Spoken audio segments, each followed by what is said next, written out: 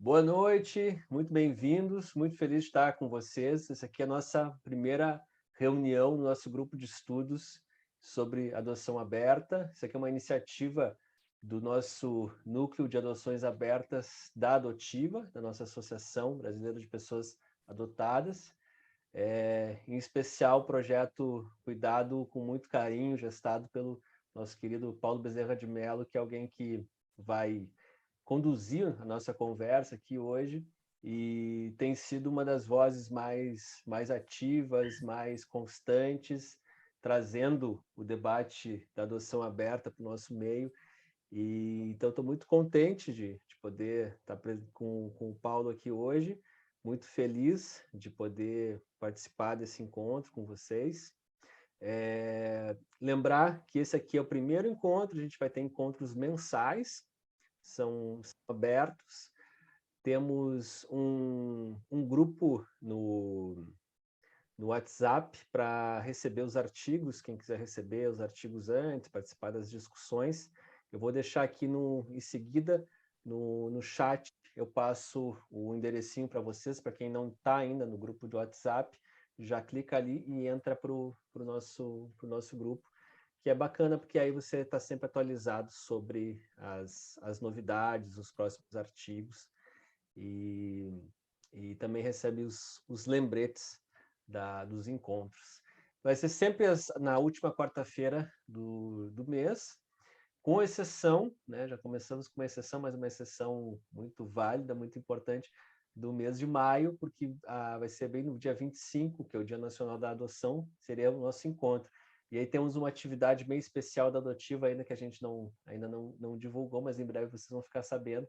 Então nós vamos passar o encontro do grupo de estudos da última quarta-feira de maio para a primeira quarta-feira de junho. Se eu não me engano, é dia 1º. Deixa eu até confirmar aqui para vocês.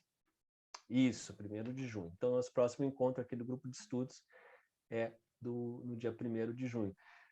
Fico muito feliz, como a gente falou, é uma iniciativa para se somar a um debate que já está acontecendo no Brasil, que a Cláudia Fonseca tem tem ajudado a trazer há muito tempo. Já falando um pouquinho da Cláudia, a Cláudia é antropóloga, nossa convidada aqui hoje, da URGS, aqui do Rio Grande do Sul também. E fico muito contente porque a Cláudia é uma voz da antropologia, que também sempre trouxe, há muito tempo, já traz a discussão sobre a gente pensar os modos como a gente trata a adoção no Brasil. De certa maneira, uma como ela está sedimentada hoje, parece uma coisa já natural, naturalizada, mas a Cláudia já tem alguns trabalhos que nos mostram caminhos que são possíveis dentro das nossas tradições aqui, e ao contrário de seguir simplesmente os modelos importados. Então, Cláudia, muito obrigado por estar presente, fico muito feliz de poder contar com você aqui hoje. Paulo também, muito obrigado de estar à frente desse grupo, maravilhoso, fico muito, muito, muito feliz. E dizer também que fiquei muito contente com a escolha desse artigo, um artigo que o Paulo trouxe, com o nosso compromisso de trazer artigos mais recentes também a respeito do tema, e também trazer um tema que é pouco debatido por aqui, que são os pais de origem, os pais biológicos. Geralmente, quando a gente fala das famílias biológicas, a gente sempre se lembra das mães biológicas. Isso é muito natural, muito claro, porque costuma ser, né, na maior parte dos casos, o último elo antes da separação da criança com a família biológica. E o debate a respeito dos pais ele é muito complexo, né? Pelo menos eu vejo um pouco assim, ele é cercado de estereótipos. Acho que podemos falar isso aqui ao longo da conversa, mas acho muito importante por mais que o artigo de hoje traga uma experiência que não é uma experiência de pesquisa nacional, ele mostra um caminho também de que podemos ouvir, perceber empatia, perceber como as mudanças no processo também mudam a maneira como as pessoas se relacionam dentro dessa tríade adotiva, dentro desse tripé da adoção. Paulo, tudo com você. Vamos lá. Muito feliz aí de começar esse projeto juntos. Isso. Obrigado, Alexandre. Boa noite a todos. Boa noite, Cláudio. Boa noite aos demais participantes. Meu nome é Paulo Bezerra de Mello, eu sou médico pediatra, professor aposentado da Universidade Federal de Mato Grosso. Eu estou falando de Cuiabá, Mato Grosso. Aqui é 1 hora a menos, para mim são 7h05, né? Diferença de fuso horário, né? Mas acho que ainda dá tempo de debater, fazer a apresentação e, quem sabe, até pegar um pedacinho do Pantanal depois, para assistir um pouquinho da novela no final. Então, como eu disse, eu sou médico pediatra, sou mestre pela Universidade Federal do Paraná, doutor pela Universidade de São Paulo, eu sou aposentado da Universidade Federal de Mato Grosso, professor da Faculdade de Medicina da Univag, aqui em Cuiabá. Sou filho adotivo. O processo de adoção foi um processo de adoção que, revendo retrospectivamente dentro dos conceitos atuais, foi um processo de adoção aberto. Então, é uma coisa que me motiva bastante a trazer essa discussão. E vendo hoje a atualidade da discussão das adoções no mundo e no Brasil, né, as diferenças que tem, as discussões que estão acontecendo no Brasil, né, fruto de debates entre juristas, antropólogos, como a professora Cláudia, né, é um grande prazer estar aqui com ela nessa discussão. Tenho acompanhado muito os seus áudios, os seus vídeos, né, nesse tema, né, e temos aprendido bastante. Então, a gente trouxe a ideia de juntar a nossa experiência acadêmica com os conhecimentos, visto que existe muita coisa sistematizada já, muita coisa discutida, muita coisa estudada nesse tema desde os anos 90 para cá. Esse tema tem sido bastante explorado pela literatura, em especial a literatura americana. Então, daí o nosso interesse em trazer essa discussão, né? Então, nós escolhemos uma forma de trabalho seguindo, como diz, uma apresentação científica, trazer um dado científico, um dado previamente analisado, sedimentado, para dar força e peso às nossas discussões, para fugir apenas das opiniões, mas trazer dados de conclusões já científicas. Essa é a nossa intenção, né?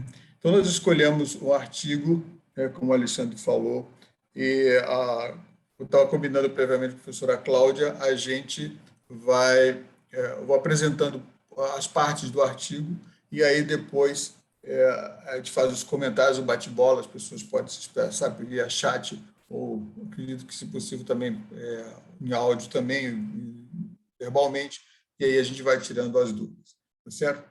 E consolidando o aprendizado, que o objetivo maior é justamente agregar conhecimento, agregar experiência e analisar as experiências de fora frente à nossa realidade também, certo?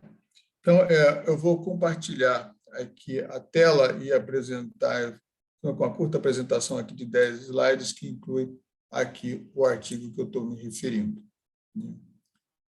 Espero que vocês estejam vendo. Estão todos vendo a apresentação? Ótimo. Então, tá. Então, o artigo é um artigo de Lina Clutter, né? Ela é da Universidade de... Agora, esqueci o nome. Eu descrevo, né? Ela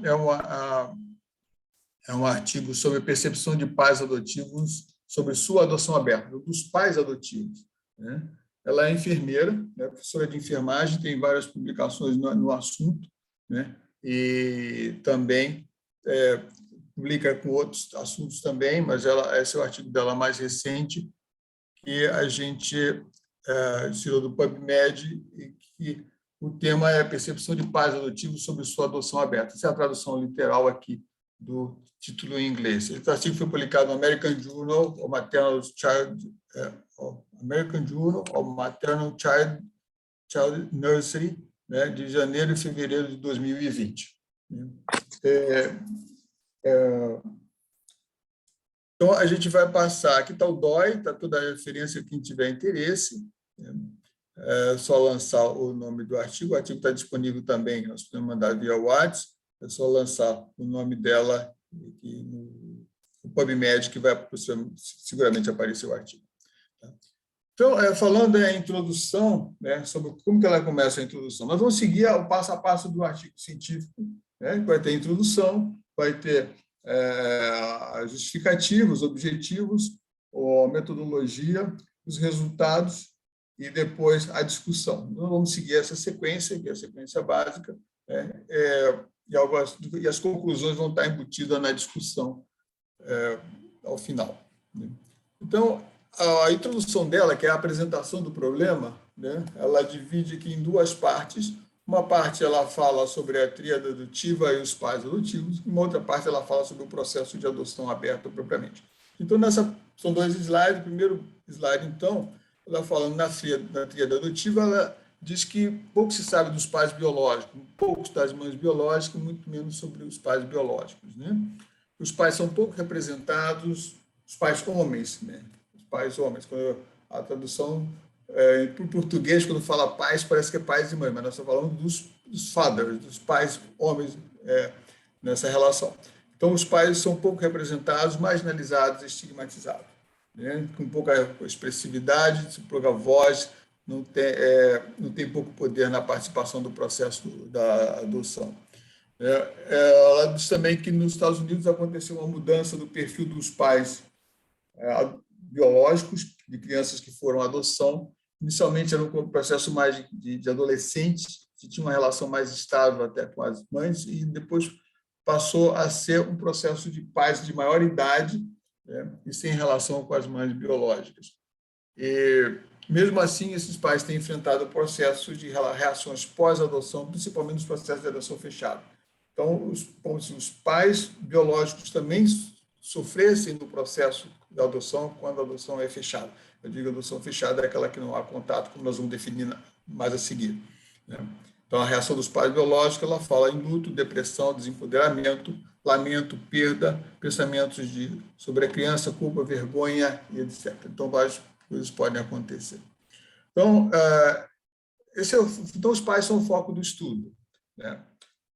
Ela define, então, a adoção aberta, repetindo a definição tradicional que já se tem, com aquela adoção em que é permitido algum grau mínimo ou máximo de contato entre as famílias biológicas, a criança e a família adotiva. E esse grau de contato ele pode, naturalmente, variar e segue regras pré-estabelecidas, né, ao longo de todo o processo. Bom, há uma hesitação inicial no processo das adoções abertas, como ela fala, mas as adoções abertas têm se caracterizado pela maior satisfação, consciência de benefícios e menos luto não resolvido. Né? Então, do ponto de vista das famílias biológicas, esse tem sido o ganho, né? Além dos ganhos que já têm sido demonstrados cientificamente sobre as relações, os ganhos sobre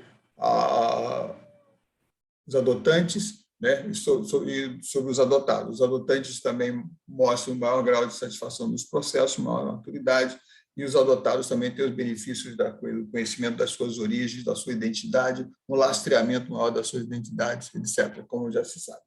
Né? E um dado interessante também que ela coloca é que o grau de satisfação entre os pais biológicos e adotivos é proporcional ao grau de abertura. Então, quanto mais abertura tem dentro do processo da adoção, maior o grau de satisfação observado. Então, isso são referências que ela já cita na introdução, isso não é conclusão do trabalho dela, mas isso são citações que já estão incorporadas na introdução.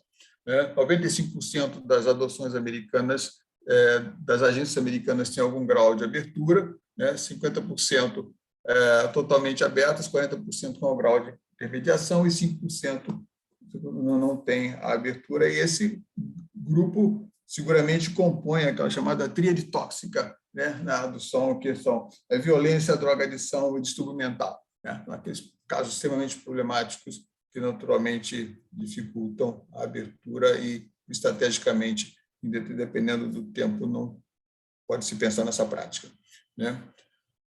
Outro dado que ela coloca é que as tríades em contato, quando nós falamos de tríade, é aquele que o Alexandre comentou, o tripé da adoção. O tripé da adoção é a família biológica, família adotiva e o adotado, precisam de flexibilidade, habilidades e inter-relações pessoais fortes, comprometimento, né, e a capacidade de aprender durante a relação. Então, estabelecida essa apresentação, essa introdução sobre a definição de adoções abertas e os pais biológicos e a sua participação no processo de adoção, né, adoções abertas, então ela coloca esses dois eixos, né, e a partir daí, então, ela faz a justificativa do trabalho dela, né, que um pouco se sabe sobre os pais biológicos, o conhecimento do seu processo das adoções abertas poderia contribuir para o bem-estar da criança e referenciar a prática adotiva. Então, daí então justifica o trabalho, né, e ela estabelece, então, como objetivo, né, explorar a experiência dos pais biológicos com a adoção aberta e os padrões de contato com a criança. Ela vai fazer isso através do estudo qualitativo com método de inquérito naturalístico, né, com pais de adoções abertas. Então, só para definir um pouco mais o estudo qualitativo, que a gente nós somos cria dos métodos quantitativos, né? Então, para a gente é uma novidade, uma coisa nova, discutir trabalhos qualitativos. Sempre os epidemiologistas que trabalham com quantitativo sempre tem um certo ranço, uma certa olha-se de lado os métodos qualitativos, mas é uma prática que vem se consolidando e, basicamente, o trabalho qualitativo ele vai através das experiências de vida, né? A exploração das experiências de vida são feitos nos próprios inquéritos, nas próprias entrevistas, como são feitos, se usa a técnica da saturação. Então, você vai coletando informações. Então, a partir do momento que uma informação ela satura, ela começa a se repetir, isso é indicativo de que ela tem densidade dentro do observador. E aí ele usa o inquérito de tipo naturalístico, né? É aquele inquérito não positivista. Nós que somos positivistas também, com os métodos quantitativos, aquele inquérito naturalístico ele pressupõe que não há hipótese inicial. Então, ele vai construir uma hipótese e as observações a partir do próprio processo observacional. Inclusive, quer dizer, com maior respeito à pessoa, né, no sentido de permitir a sua expressão e valorizar a sua expressão. Então, é um estudo qualitativo com inquérito naturalístico, é um estudo que vai acumular experiências de vida e vai fazer isso sem hipóteses pré-estabelecidas. Então, basicamente, isso é a metodologia que ele vai usar. Com pais, ele trabalha com pais em processo de adoção aberta nos últimos 25 anos, naturalmente, todos de língua inglesa, né? E tinham relações com duas agências de adoção, no qual ela coletou as informações, né? São 10 pais biológicos, com idade variando de 24 a 48 anos, na época da entrevista, eles tinham de 17 a 30 anos na idade da concepção, né? Pais de 5 meninas e 5 meninas, com idade atual variando de 1 a 22 anos no momento do estudo, né? Esses pais também participaram, a maior parte dele participou do processo de decisão na adoção aberta, na escolha dos pais, no parto e durante a hospitalização. Então, é um processo de adoção de bebês por agência nos Estados Unidos, onde os pais têm autonomia de participar do processo, de participar da definição da escolha das famílias adotantes, né? É uma coisa que é diferente aqui para o nosso meio, estranho para o nosso meio, né? Um grau de abertura. Mas esse foi a forma como se chegou, a maneira como se conseguiu estimular os processos de adoção que estavam em declínio nos Estados Unidos na década de 80, 90. Então, essa prática permitiu a abertura, a participação dos familiares biológicos, permitiu que houvesse uma reascensão das práticas de adoção internas nos Estados Unidos. Não estou falando de adoções internacionais. Bom, então, essa foi a metodologia, e a partir daí ela passou por uma entrevista telefônica que variou de 30 minutos a 1 hora, onde ela coletou as informações. Então, visto isso, né, a gente passaria para os resultados, mas eu pergunto para a Cláudia algum comentário. Cláudia, se gostaria de acrescentar alguma coisa, experiência. A Universidade de Tuzla, agora estou lembrando. A Universidade de Tuzla, você conhece a universidade, puder acrescentar algumas informações sobre autores ou mesmo sobre a instituição. Eu estou acompanhando, muito feliz de escutar, por enquanto. Tá ótimo. Então, vamos dando sequência, né? Nós vamos passar para os resultados. Então, como eu disse, nós não vamos ter resultados em tabelas, nós não vamos ter resultados em números, né? Nós vamos ter resultados em expressões, em colocações, em vivências, em opiniões, né? E essas opiniões, naturalmente, foram sendo observadas ao longo das entrevistas e elas ganharam densidade à medida que elas começam a ficar mais frequentes. Então, perdão um pouquinho. Então, ao longo do processo da observação, ela identificou 7 temas. E sobre esses 7 temas, então, ela vai colocar os dados coletados, né, os dados, digamos assim, as impressões, as falas dos participantes, dos pesquisados, né, e ela vai, então, dar densidade a essa colocação. Então, o tema identificado foi noção positiva sobre a adoção aberta. A segunda observação foi o novo tipo de família. A terceira observação foi chamado melhor cenário possível constatado na prática da adoção aberta. Colocação para adoção foi difícil, mas a coisa certa a fazer, dadas as barreiras à parentalidade. Uma tomada de decisão por adoção aberta, o processo de construção da tríade. Momentos de ternura ao nascimento, os pais biológicos desenvolveram conexões e gostariam de ter mais envolvimento. Então, esses são os temas identificados na pesquisa que ela fez. Então, sobre isso, ela passa, então, a desenvolver um pouco mais. Então, sobre o primeiro tema, né, noção positiva sobre a adoção aberta. Né, o que os pais colocaram? E aí eu vou colocar que está aqui azul são as falas, né? As falas gravadas dos pais biológicos no momento da entrevista. Então, sobre noção positiva sobre a adoção aberta, do que foi dito, a gente sintetizou ou captou assim mais expressivo, né? Não existe uma receita, um roadmap, né? Um mapa de viagem, né? De como esse tipo de coisa funciona. Então, ela quer dizer aqui, que a pessoa que falou isso, ela traduz no artigo como se a adoção é um processo dinâmico, a adoção aberta é um processo dinâmico, ela caminha e ao longo do caminhar é que as coisas se processam, é que o processo amadurece, que as pessoas se integram, né? E a partir disso aí elas têm as vivências e é dessas vivências que surgem os frutos, os resultados e, felizmente, os dados positivos que têm sido coletados nessa prática. Certo? Segundo, depoimento do pai, que eu sinto que é um privilégio e estou grato que eu pude ver a sua vida e vê-lo crescer. Perdão, aqui é uma coisa de tradução, né? Mas o pai se sente privilegiado por ver a vida da criança, né? E ver a criança crescer. Porque isso não teria acontecido numa adoção fechada se ele atualmente não tivesse nenhum contato. Então, tem possibilidade de que isso aconteça, né?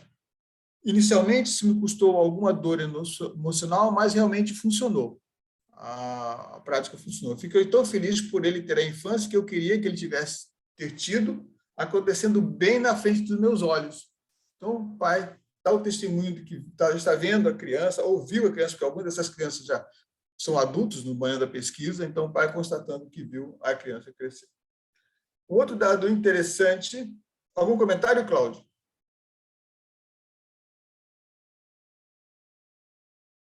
Não, eu estou só acompanhando. Perfeito, está ótimo. Então, outro comentário sobre um dado interessante que ela relatou é a definição de um novo tipo de família. Esse conceito do novo tipo de família como que surgiu, né? Os pais biológicos passaram a denominar isso como um novo tipo de família. Quer dizer, não é uma definição teórica, alguma coisa que surgiu da discussão, não. Isso apareceu na entrevista, né? Essa expressão. Então, os pais biológicos veem a situação da tríade adotiva como sendo um novo tipo de família, é uma nova unidade familiar. Então, se cria em torno da vivência da criança, da adoção, uma nova unidade familiar que é composta pelos pais biológicos, os pais adotivos e a criança, né? Então, é uma convivência que vai pautar as relações daí para frente.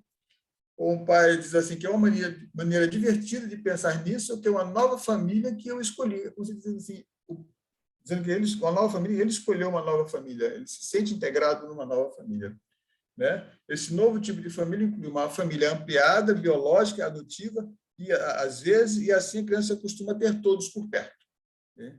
Então, eu acho que no final a professora Cláudia vai poder comentar sobre isso com a sua experiência da nossa cultura brasileira pré-existente, aquela das décadas de 50, que eu vivi também como filho adotivo, né? O conceito de família estendida, de circulação de crianças, eu acho que é um dado interessante, e aqui também foi constatado isso numa outra cultura, numa outra situação, num outro modelo de vivência.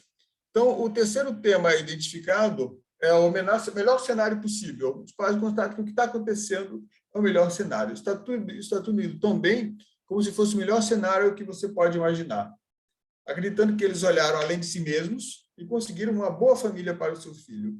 Então, o que está em azul é a expressão que o pai falou, né? Pais biológicos são parte da vida de seus filhos e consideram a adoção como uma história de sucesso. Então, nós vimos a integralidade, o sucesso, né? O melhor cenário possível, né?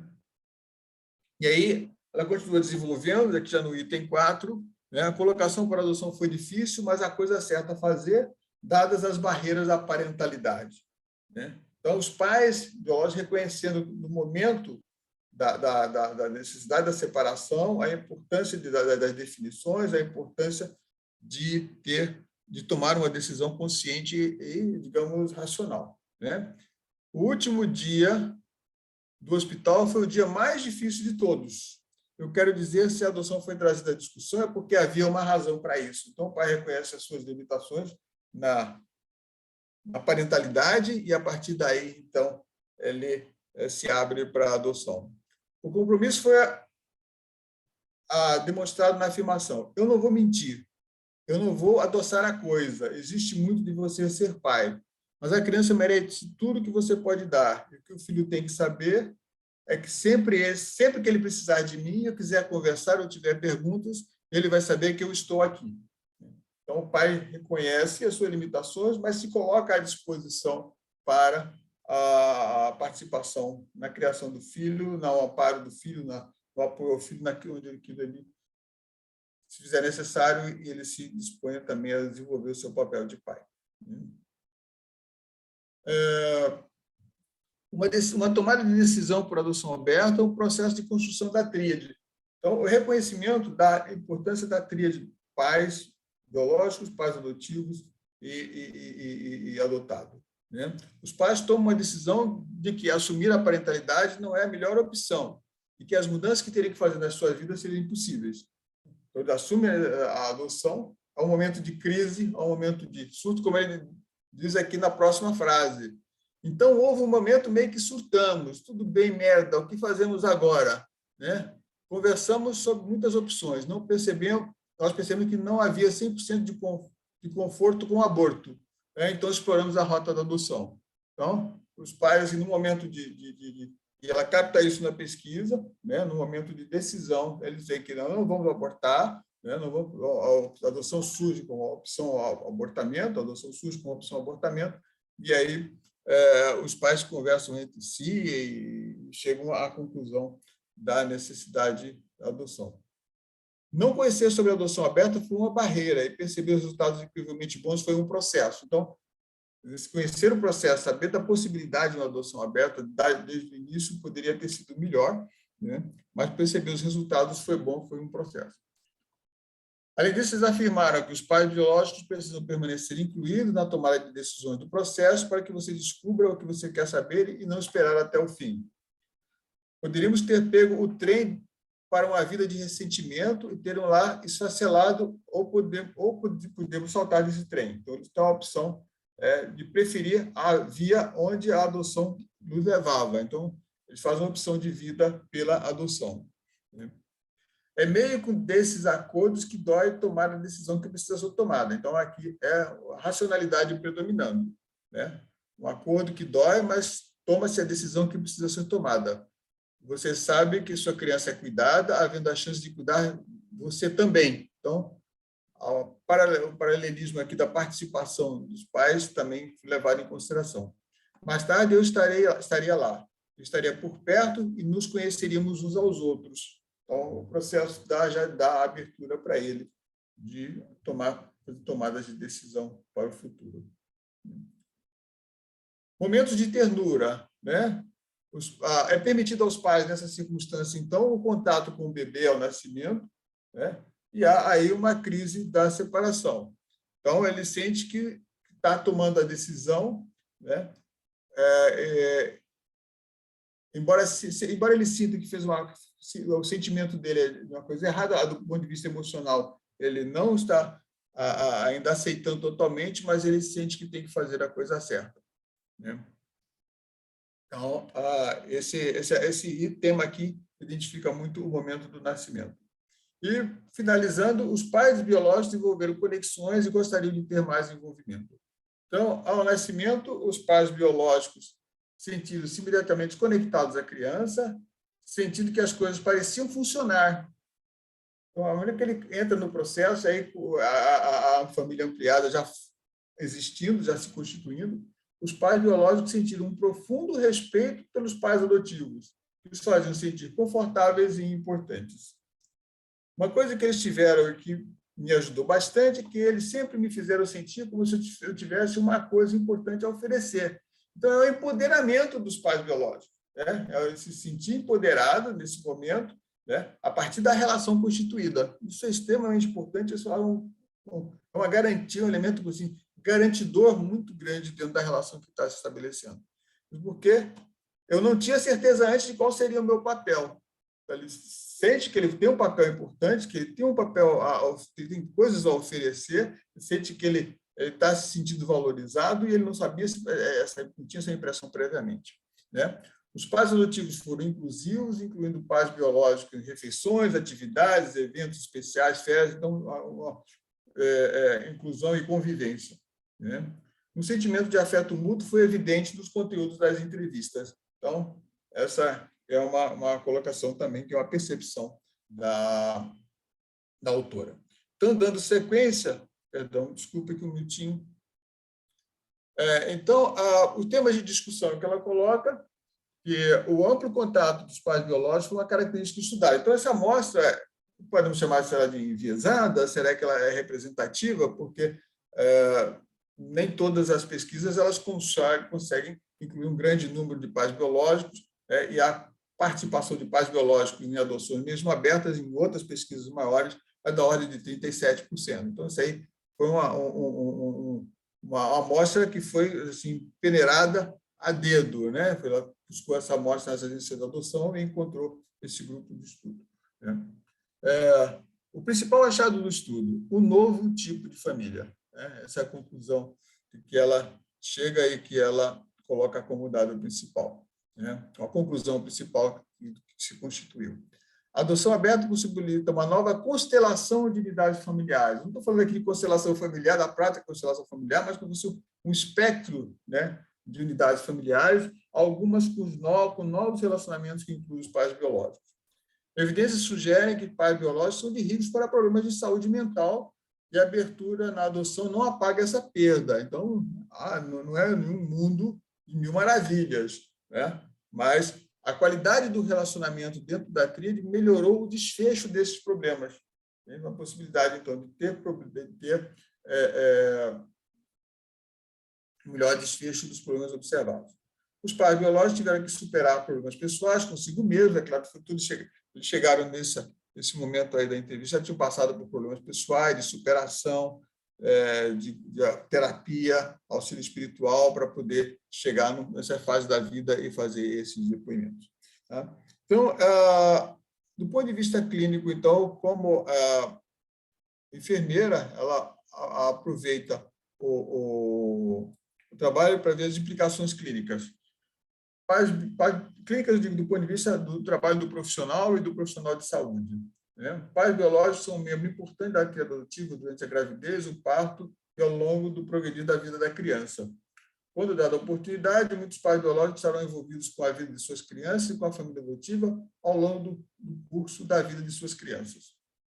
A equipe de saúde pode dar apoio aos membros da tríade adotiva e responder aos seus anseios de gastar o tempo com a criança ao nascimento e durante a hospitalização pós-parto, né? Porque muitas vezes a gente vê que, como a gente constatou aqui em pesquisas que a gente tem feito com profissionais de saúde, não se sabe onde colocar a criança quando ela nasce, que a mãe manifesta, quero doar meu filho à adoção. Para que lugar do hospital eu coloco esse bebê, esse recém-nascido? Não se sabe se coloca ao lado da mãe, não se sabe se coloca numa sala, se coloca ele dentro num bercinho ao lado da UTI, não se sabe porque não há um preparo, um protocolo estabelecido de como atender essas crianças. Essas mães também, como dar atenção para as mães. Há um silêncio no nosso meio com essas mães, pouco se fala, porque eu tive experiência de passar visita em maternidade em mães que doavam para adoção, e aceito toda a equipe de saúde mesmo que vê aquela mãe como diferente, meio no cantinho, sem conversar muito, porque ela está passando a dor, mas ninguém considera a possibilidade de conversar com ela. Tem que se considerar que cada adoção é única para a tríade. Então, cada processo de adoção, assim como cada história de um adotado, é diferente. A adoção é única. E a adoção aberta abre o caminho para um novo espectro de unidade familiar, um novo tipo de família, um novo tipo de relacionamento que inclui os pais biológicos.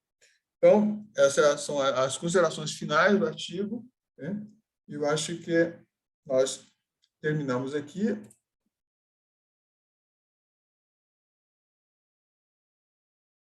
Alguma dúvida, alguma pergunta com relação ao artigo propriamente, que a gente possa rever, voltar, antes de passar para a discussão?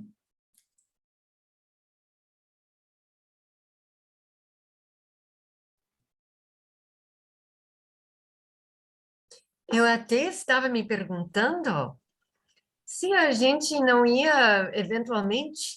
Não, depois dessa maravilhosa exposição, eu li o artigo, óbvio, também, mas agora eu estou sentindo que quase nem precisava ter lido, porque Paulo faz uma apresentação tão viva e tão completa que realmente eu acho que todo mundo está bem por dentro. Mas eu estava me perguntando, antes de qualquer comentário meu, se a gente não ia poder saber um pouco mais das pessoas que estão participando do grupo, e se não poderíamos passar um por um, eventualmente, escutar, e a pessoa se apresentar um pouco e, querendo fazer um pequeno comentário, que faça. Quem sabe? É possível? Acho ótima ideia, Cláudio. Não sei o que você acha, Paulo.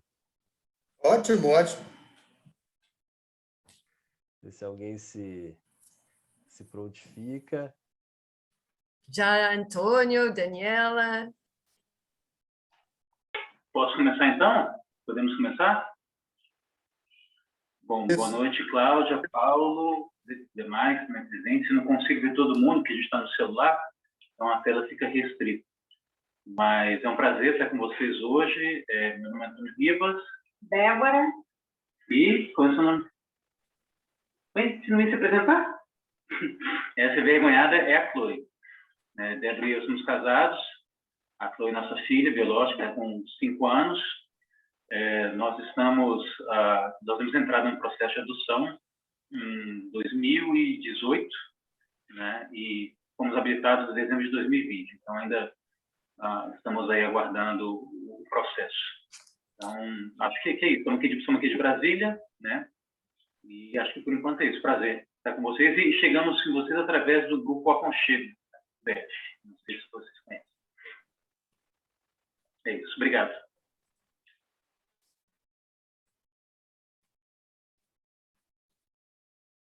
Obrigado, Antônio, pela sua participação, pela sua intervenção. Acho que é muito bom ter gente em Brasília, né? A gente tem uma relação muito boa com a Soraya, né? Que é uma pessoa que é muito ativa no processo do Grupo de Brasília. A gente tem acompanhado os trabalhos, os projetos que ela até apresentou, inclusive no último ENAPA, ela apresentou um projeto muito interessante feito com alunos do ensino secundário, integração com crianças de abrigamento, muito interessante.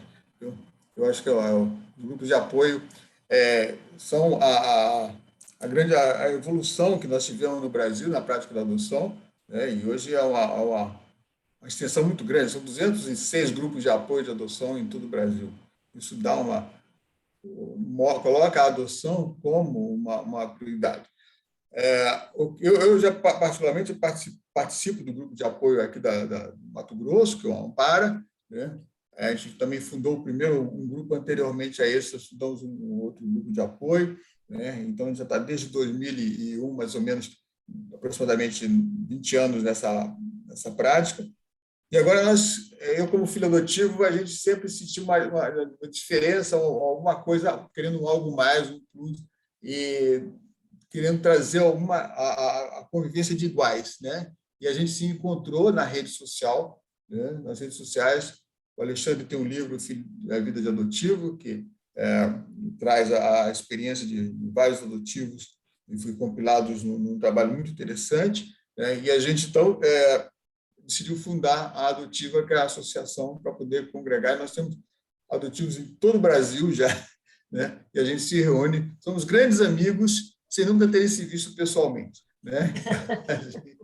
A gente está com essa associação já em andamento e querendo contribuir para o processo de adoção no Brasil, né? A gente sente que existem paradigmas que precisam ser modificados, que têm que ser ampliados, e é a partir disso, então, que a gente está trazendo esse debate da questão das adoções abertas.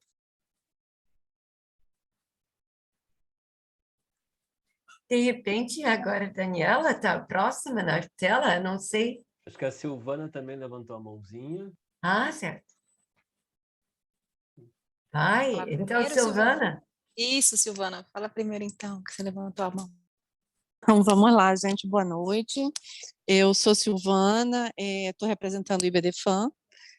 Né? Na realidade, sou muito amiga da Lindaci, lá do Ampara, de Mato Grosso, é uma amiga muito querida. Fiquei muito feliz em ouvir a menção a ela e também a Soraya, lá do Aconchego, são duas amigas muito queridas. Né? Eu li o texto anteriormente e adorei a forma como ele foi explanado aqui. Eu só tenho uma grande dificuldade de aceitar ou de entender, né, a questão de se achar que a adoção pode ser uma alternativa para o aborto. Isso sempre bate em mim de uma forma muito complicada, né? E se a gente puder discutir um pouquinho esse assunto, eu gostaria muito de ouvir a opinião das pessoas que estão aqui sobre essa questão. Eu entendo que não é uma alternativa, mas aí com questão de empoderamento feminino e essas outras questões que vêm no bojo do que é o aborto, né? Sou mãe por adoção, fui diretora jurídica da ANGAD durante 12 anos e atualmente, além do IBDFAN, né, eu sou advogada, eu coordeno o grupo de apoio à adoção Ana Gonzaga aqui no Rio de Janeiro.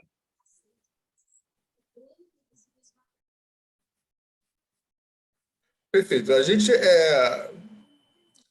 trouxe o dado que foi expresso na pesquisa, né? Também sem intenção de ampliar a discussão nesse sentido, só ainda um dado que surgiu na pesquisa, e aí, ponto, né? Foi isso, né, que estava citado.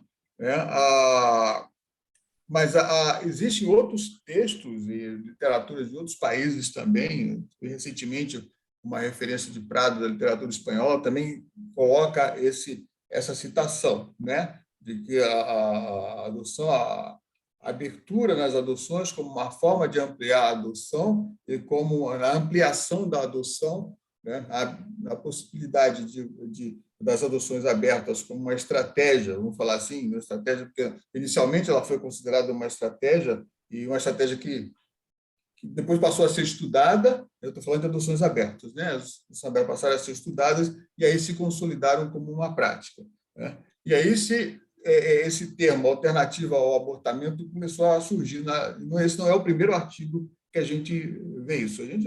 Eu não tenho elementos para discutir a opção de abortamento, que eu acho uma convicção de foro íntimo, às vezes é religiosa, outras vezes é política, e isso vai de pessoa a pessoa, né? Mas a gente só trouxe aqui o dado de literatura, né? Esse dado de literatura, da forma como ele tem sido citado. Perfeito, entendo perfeitamente e concordo totalmente com a adoção aberta. Inclusive, tem várias tentativas de que isso seja votado, né, pelo Legislativo, não especificamente com o tema adoção aberta, mas adoção intuito persona, adoção consensual, e toda vez que se tenta ir adiante com isso, a gente encontra uma barreira terrível de legisladores um pouco retrógrados que entendem de uma outra forma a adoção aberta. Mas eu acredito que esse assunto precisa muito ser discutido e precisa, sim, né, sair do papel e se tornar realidade. Obrigada.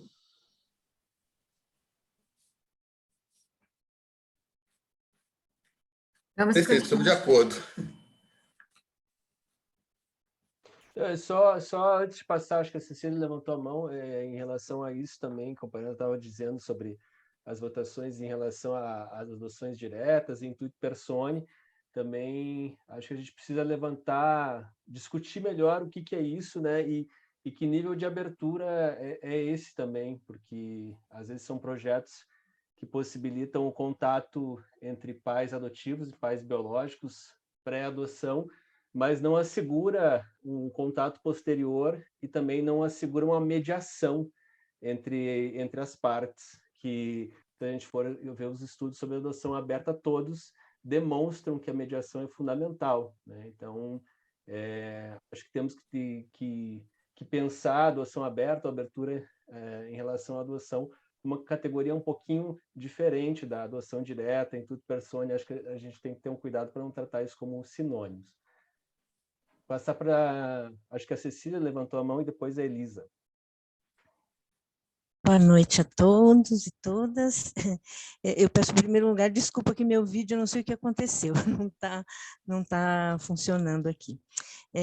Eu sou mãe por adoção de um rapaz de 27 anos e o outro de 21, né? Não são irmãos biológicos. Sou assistente social. Atualmente eu estou como presidente do Acolher aqui de São Paulo. E o meu objetivo aqui nesse grupo é conhecer um pouquinho mais sobre a adoção aberta, que a gente não se aprofundou muito nisso, então realmente o objetivo é conhecer o assunto, para poder levar, inclusive, para o nosso grupo de apoio. É isso, boa noite.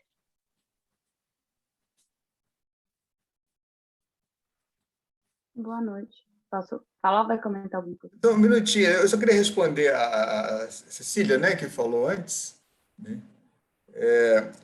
A gente não... Desculpa, eu estou sentindo...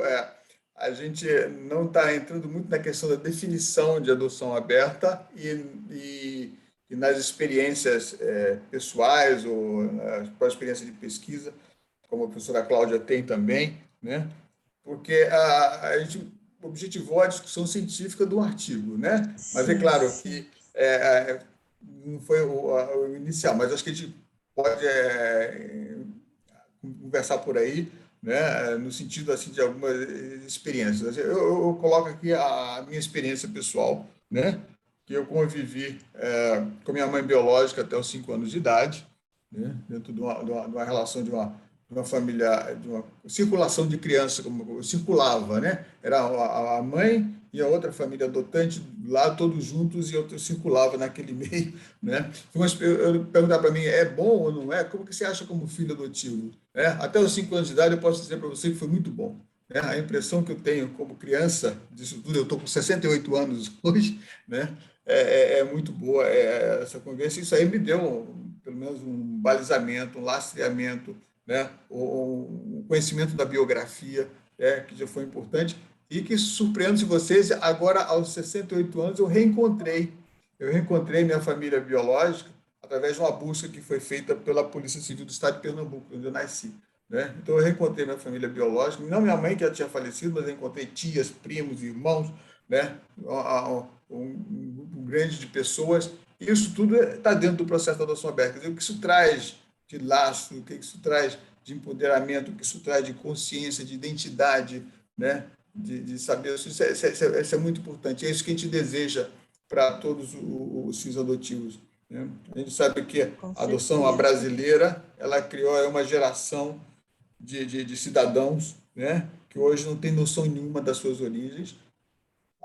Tem 8 mil brasileiros na França nessas condições, tem 3 mil brasileiros em Israel nessas mesmas condições, e um sem número que a gente não sabe no Brasil, porque nunca ninguém fez uma estatística, que estão aí, e a gente se reúne com vários deles no nosso grupo de encontro, pessoas que não têm noção nenhuma. Então, esse conhecimento, essa informação, o mínimo que a gente pede, que haja informação, que as informações sejam preservadas. Por que eu encontrei minha família biológica aos 68 anos de idade? Né? Porque eu tinha um documento da minha adoção, eu tinha o nome da minha mãe biológica, a filiação dela, e foi por isso que a polícia conseguiu achar. Eu acabei de voltar, há 2 semanas, acabei de voltar de Recife, né, onde eu estive lá para conhecer todo mundo, comemos um cuscuz na casa da tia, né? Isso não tem preço, né? Isso a gente deseja para todos.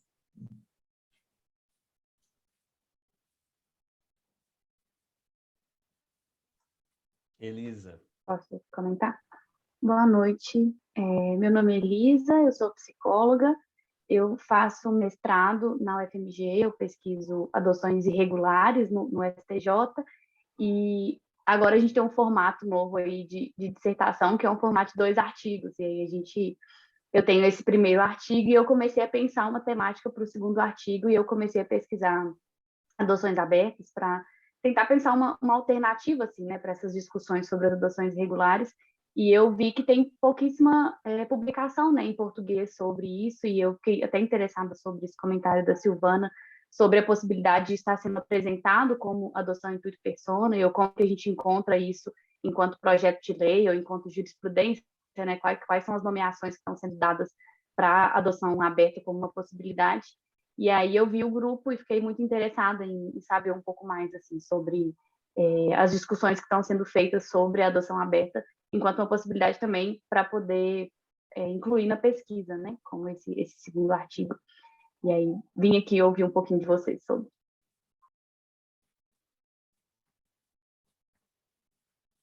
Bom, só dando um retorno para o seu interesse científico sobre o material, realmente a pesquisa em adoção no Brasil, né, ainda não chegou em adoções abertas. Existem textos produzidos, né, o texto mais recente, que eu acho que está em gestação no livro a ser publicado, é de autoria do Dr. Eduardo Rezende Melo, que é juiz em São Paulo, né, e é um dos militantes. Ele é membro do IBDCRIA, que é uma associação paralela à EBDFAN, a Associação Brasileira de Desenvolvimento da Criança e do Adolescente. Essa associação ela promoveu uma série de lives no ano passado. Se você entrar, Adoção Aberta IBD Cria, você vai encontrar no YouTube, você já deve saber, né? Uma série de lives sobre o tema. E o Eduardo tem uns textos produzidos a respeito também. Ele pode ser uma fonte de material para você, fora outros textos que aí tem os textos espanhóis, por exemplo, são interessantes também, que estão, se quiser depois particularmente ver em contato, eu posso te passar essa literatura.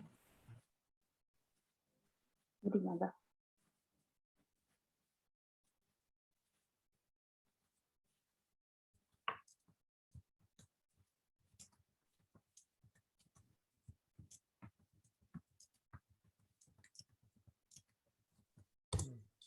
Daniela, acho que levanta a mãozinha, fica à vontade. Pronto, obrigada. Boa noite a todos. Meu nome é Daniela Macedo, estou falando de Brasília também. Eu atualmente assessoro na Promotoria da Infância aqui de Brasília. Conheço muitos adolescentes que sofreram muito buscando referências das suas famílias biológicas quando foram afastados de suas famílias por uma decisão nem sempre dos pais biológicos, né? Nem sempre da família de origem, às vezes uma decisão do próprio Estado por uma medida de proteção.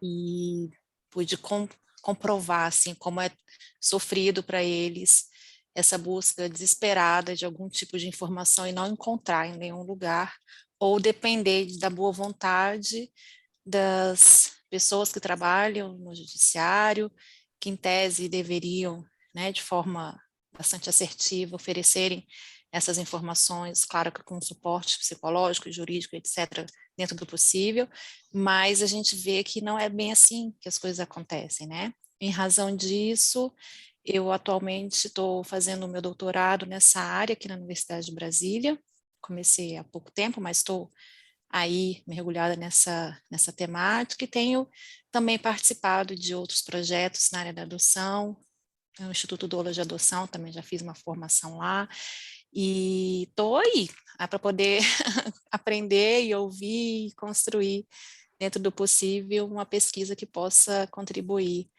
para essa reflexão sobre a história de vida das crianças e dos adolescentes que foram afastados de suas famílias de origem. Nem sempre por decisão dos pais de origem, né? Às vezes por decisão do próprio Estado. É isso. Prazer.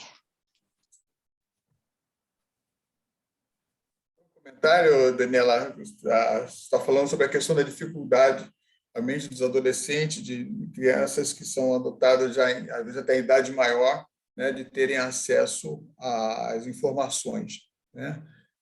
O que a gente luta justamente por isso, que se criem vínculos, né? Porque você sabe que muitas das características das adoções hoje no Brasil, bebês à parte, né? Que o bebê sai para adoção, não são um problema. Esse é o grupo da entrega legal. Esse tem uma preocupação, porque esses realmente pode perder o risco de perda de contato, porque mesmo tendo o nome da mãe biológica, mas o risco da perda do contato e da troca de informações, ao longo do tempo, essa criança não vai ter condições de, em algum momento, seja na adolescência, na vida adulta, ou quando ela tiver surgir alguma oportunidade, ela pode não ter condições de criar esse contato. Então, esse é o caso de um tipo de adoção. Outro tipo de adoção são aquelas crianças abrigadas, né, que saem de famílias que muitas daquelas daquilo que a gente falou da tríade tóxica, né? Violência, drogadição e distúrbio mental, né?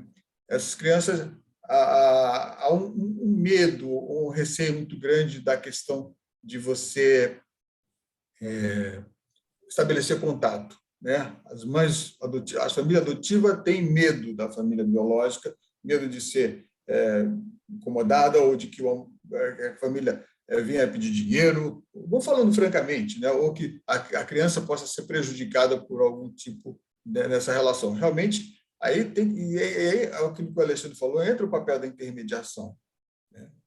E a gente tem que estar preparado, e aí a grande briga não é a justiça, não é a lei. Acho que nós temos lei demais, nós precisamos ter equipes técnicas, né? Empoderadas, conscientes, bem formadas, né? Motivadas, para que saibam administrar esse processo e não se perca as informações. Tudo bem, o problema está com a mãe, mas a criança ela pode ter contato com uma avó, com uma tia mais distante, ela pode manter vínculos, né? E esses vínculos são importantes para que ela se forme. Não que o contato com a mãe, a família biológica, vai, digamos assim, ela vai resolver tudo. A gente sempre tem o relato de adotados que encontraram suas origens, né? E parece que foi aquele dia maravilhoso e que tudo se ficou azul, o céu ficou lindo, né? Não é assim, não é um dado de realidade. Você vai encontrar uma família biológica, né? E essa família biológica é gente de carne e osso com a qual você nunca viu. Então, se eu contar a minha experiência recente agora, eu reencontrei minha família depois de 60 anos, né? Eles me acolheram assim de uma forma fantástica. Eu não consegui acolher eles da mesma maneira que eles me acolheram. Porque eu tenho me acostumado, eu tenho que criar vínculos agora. Então, essa diferença. Então, tem todo um conhecimento dessa prática de relações, né, que tem que ser administrado, tem que ser gerido, né? Senão vira invasões de privacidade, invasões do emocional, e isso pode criar problemas na própria manutenção das relações. Então, eu acho que é muito importante o papel da mediação, é muito importante que se criem equipes técnicas para que se perca o medo, porque eu acho que existe um medo muito grande que se estabeleça abertura nas relações de adoção, justamente porque tem medo de que a coisa possa implodir. Então, é claro, nós temos que adaptar às nossas realidades. Os modelos americanos são modelos de agências, as agências intermediam as relações. O modelo espanhol é um modelo mais estatal, né, que trabalha muito mais crianças de uma idade maior, e esses modelos eles permitem uma gestão adequada e mais exitosa. Quem comeu o picolé ontem, mãe?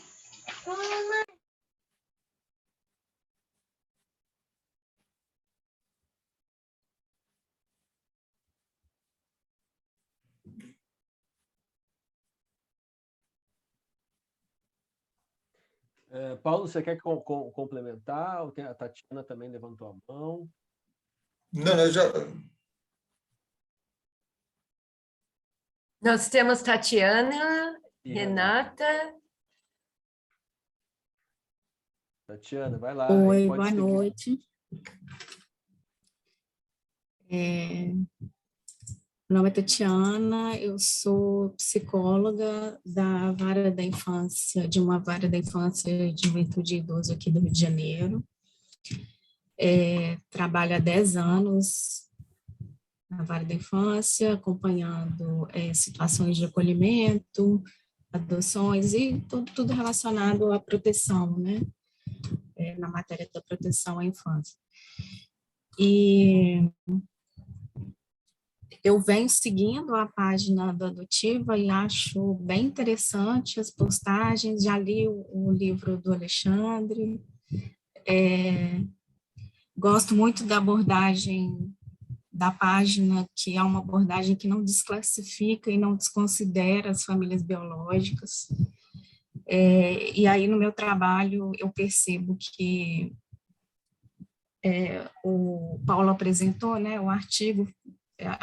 Eu não consegui ler o artigo, então foi muito bom a apresentação do Paulo, foi muito boa porque deu para ter uma dimensão e uma ideia do que o artigo fala, mas eu fico pensando nesse tripé, né, que a autora fala do drogadição, violência e alguma questão psiquiátrica, que aqui no Brasil, nas situações de acolhimento, pode acontecer, mas não necessariamente, porque aqui a gente tem uma questão muito séria, que é a questão social, né, a precariedade social, que faz com que muitas famílias não tenham condições de cuidar das crianças, e essas crianças acabam sendo acolhidas.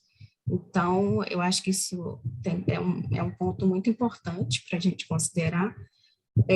Eu terminei o meu mestrado em 2019 e a minha dissertação foi sobre acolhimento institucional de crianças e adolescentes, levando em consideração a questão, né, da pobreza, a questão de raça, a questão de gênero, pensando que boa parte das famílias, né, são mães solos, né, são mães sem o apoio, sem a participação paterna, né, tanto financeira quanto afetiva.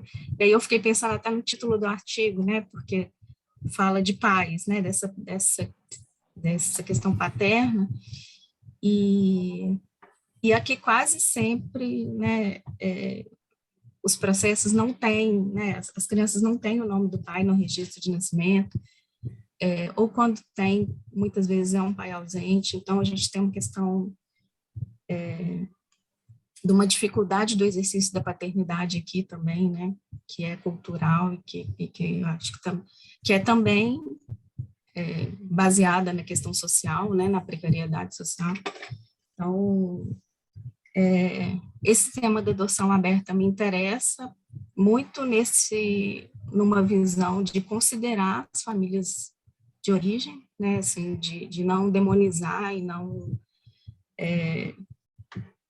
dar um lugar, né, para as famílias. E aí, né, quando eu vi ver o post falando desse grupo, eu me interessei e estou aqui para pensar junto e para discutir essas questões, né? Eu acho importante tanto das questões da adoção aberta, mas eu tenho muito interesse também em discutir o acolhimento, né? Acho que aqui no Brasil a gente precisa falar sobre as razões que levam essas crianças ao acolhimento, né? E já vi algumas lives e palestras da Cláudia e gosto muito também da Cláudia.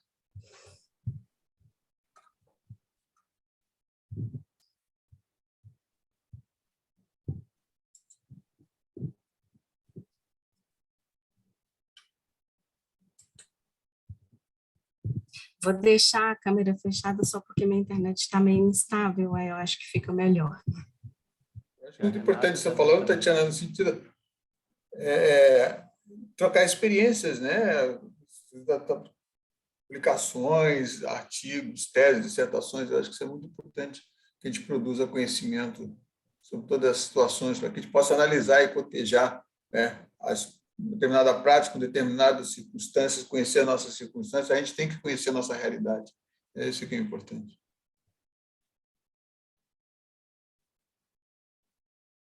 A Renata? Boa noite, meu nome é Renata. E eu vim para entender um pouco melhor, pensar, vi, né, a divulgação no Instagram, pensar sobre adoção aberta. Eu acho que isso que o Paulo falou, né? Eu sou mãe por adoção da Isabela, ela tem 4 anos, e de fato é um tabu muito grande esse vínculo, né? Ouvir a palestra da Cláudia também não é inusitado, porque a adoção aqui sempre aconteceu assim, na verdade, né? A adoção, na maior parte dos casos antigos, ela era aberta, as crianças ficavam transitando. Mas hoje em dia é um desafio pensar isso, eu acho que tem, como a Tatiana falou, isso mesmo, isso perpassa a questão racial, perpassa a questão econômica, e então eu vim para poder pensar, para entender e para dialogar sobre a temática. É isso.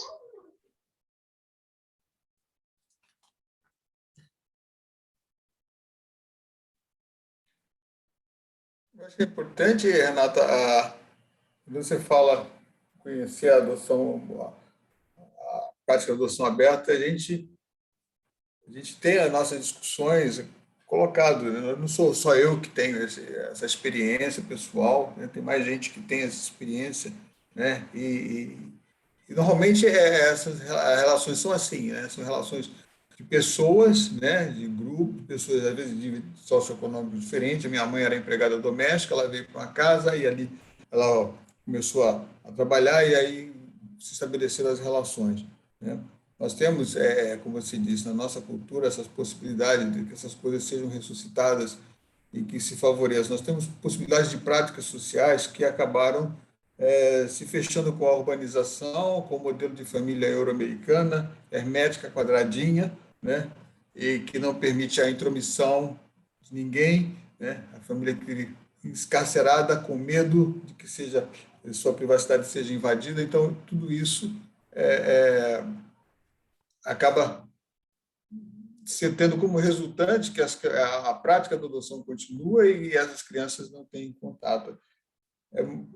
A circulação de crianças, eu tive agora revendo o histórico da minha família no Nordeste, é muito comum isso. As crianças acabam sendo criadas por uma tia, por uma madrinha, por outra pessoa. Eu também tinha na minha relação de familiar essa questão do compadrio, que é a religiosidade trazendo conexões, madrinha disso, padrinho daquilo. Tudo isso aí cria, né, possibilidade de vinculações que a nossa cultura atual urbana não tem, meio que aboliu isso. Não é hora de a gente pensar em refazer como passar esse problema, essa banana quente, essa batata quente, perdão, para os legisladores, né?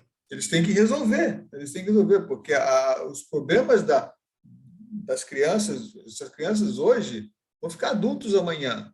Os pais adotivos vão morrer, né? E essas pessoas vão ser adultas e vão chegar em etapas mais diante da sua vida sem respostas, né? Só com perguntas. Então, é nesse cidadão que nós temos que pensar, não vamos pensar só na criança, vamos pensar no cidadão como um todo, né? Ao longo de toda a sua vida. Nós temos que proteger a criança não pode saber de nada, né? Mas esse indivíduo daqui a 30, 40 anos, ele vai ter perguntas. Quando ele chegar na adolescência, ele vai ter questionamento. Então, é isso que nós temos que buscar essas respostas.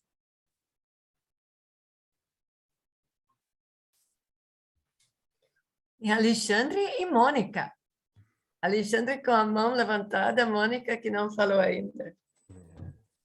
Quer falar antes, Mônica? Fica à vontade. Não sei se a Maura está Oi, aí. posso falar então, Vai lá. Alexandre? Então, eu sou a Mônica, eu sou assistente social e eu trabalho no Tribunal de Justiça de São Paulo, eu estou falando de São Paulo, e eu trabalho é um núcleo de apoio de serviço social e psicologia, que é ligado à Coordenadoria da Infância e Juventude, né, do Tribunal. Eu acompanhei o ano passado os webinários, né, que se discutiu aí sobre a adoção aberta, né, sob a coordenação do Dr. Eduardo, onde estavam a Cláudia e a Dalva, né, que também é uma colega, né, do tribunal. E aí, a partir dos webinários, nós formamos um grupo no tribunal. Na verdade, é alguma coisa que já nos provocava, né, não a todos, mas sobretudo a alguns profissionais, e iniciamos uma conversa, né, uma conversa com alguns pesquisadores, assistentes sociais, psicólogos, alguns profissionais que fazem parte ou coordenam grupos de estudos sobre adoção, né, no tribunal, porque existem grupos de estudo sobre, enfim, várias temáticas, mas adoção, convidamos e começamos, assim, iniciamos uma conversa. E aí, quando a gente iniciou essa conversa, na verdade, a gente vai vendo que tem muitas questões, né, que envolvem a adoção pensando na adoção, né, não necessariamente na adoção aberta. Aí a gente, né, fomos nos deparando com várias questões que talvez, assim, algumas coisas não acontecessem se a gente pudesse, de fato, ter a adoção aberta, né, no tribunal, né? Uma das questões que a gente tem conversado e que, enfim, a gente está ainda engatinhando, mas pensando, né, em alguns levantamentos que também não temos dados, por exemplo, a questão da devolução, né, de crianças que são devolvidas, né, ou durante o estágio de convivência ou após a sentença. Então, a gente está, assim, no momento enfim, né, de um tumulto mental, mas tentando organizar. Eu não estou, na verdade, é que eu não estou aqui representando o tribunal, eu acompanho a adotiva, me interessei, vim como Mônica mesmo, óbvio, né, que eu vou participar desse grupo, que eu vou levar as coisas para lá, e espero ajudar a pensar que é a partir desse grupo que a gente está formando lá, ajudar a pensar, aprender, enfim, é isso. Tá? E eu queria só falar uma coisinha para a Elisa, que a Elisa falou sobre bibliografia. A Elisa tem um livro até da Dalva Góes, que eu me lembrei conforme você foi falando. Tem esse material, né, que o Paulo falou dos webinários que estão lá, mas tem também um livro da Dalva que é Adoção Consentida. Depois eu posso até colocar, eu vou colocar aqui no chat o nome, que é bastante interessante, é de 2007, quando ela começou a pensar lá atrás em alguma coisa nesse sentido, né? E também a partir de uma pesquisa que ela fez de doutorado com as famílias, aí as famílias biológicas, tá bom? Obrigada pela possibilidade de estar aqui com vocês.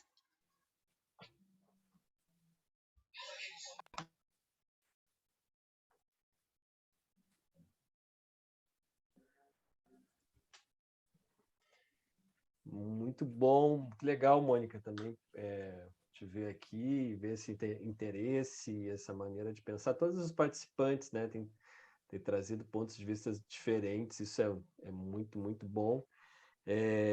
Quero dar meu relato e falar também, agradecer o Paulo, dizer, como a Cláudia falou, eu também li o artigo, mas, né, tenho aquela sensação que nem precisava, porque Paulo trouxe isso de uma maneira brilhante e também muito com envolvimento, né, com afeto.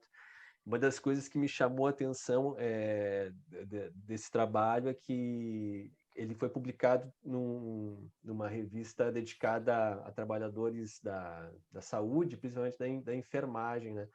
Então, tem essas indicações clínicas que o Paulo falou no final, e é interessante também como as citações durante o trabalho, eles falam muito nessa coisa, pô, o momento no hospital foi muito importante, foi decisivo, foi o momento mais difícil, a coisa da candura do momento do parto, né? Então você vê uma delicadeza, né, de pesquisar esse tema, já numa delicadeza de tratar isso dentro dos nascimentos, né, já prevém uma entrega legal. Então você vê um nível de avanço da pesquisa para chegar a esse ponto, e isso nos deixa muito contente. A gente vê como tem muito ainda o que trabalhar aqui, né? Porque é um campo que